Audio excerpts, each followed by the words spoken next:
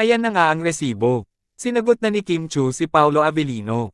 Narito at ating panoorin.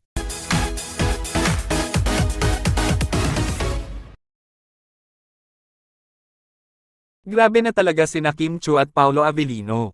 Simula nga daw nang magpunta sila sa Dubai, ay talaga nga namang ibang-iba na silang dalawa. Di umano'y parang official mag-boyfriend at girlfriend na ang dalawa. Dahil makikita nga daw natin ang sweetness nila sa isa't isa.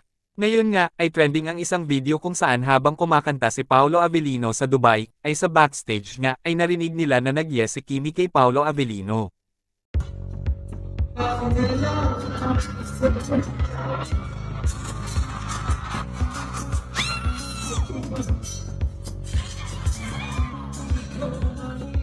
Labis nga ang kilig ng mga Kim Pao fans and supporters. Dahil pagkatapos ng umamin ni Paolo Avellino sa press con sa Dubai, ay ngayon naman, ay hindi na din mapigilan ni Kim Chu ang ilantad ang totoong nararamdaman niya at ang totoong relasyon nilang dalawa. Ito nga daw ay wala namang duda na sila na.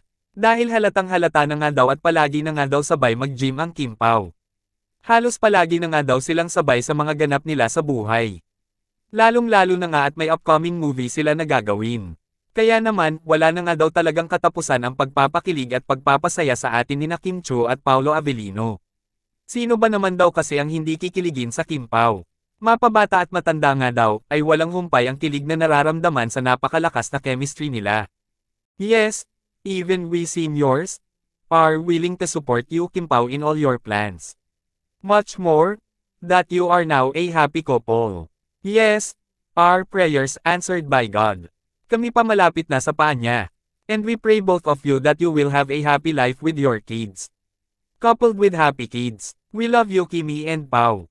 Your partners in movies, will be cherished by us seniors. Hurry up, gawa na kayo pelikula nyo.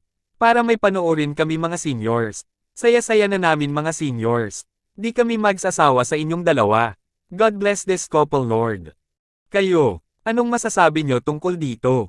Just comment down below.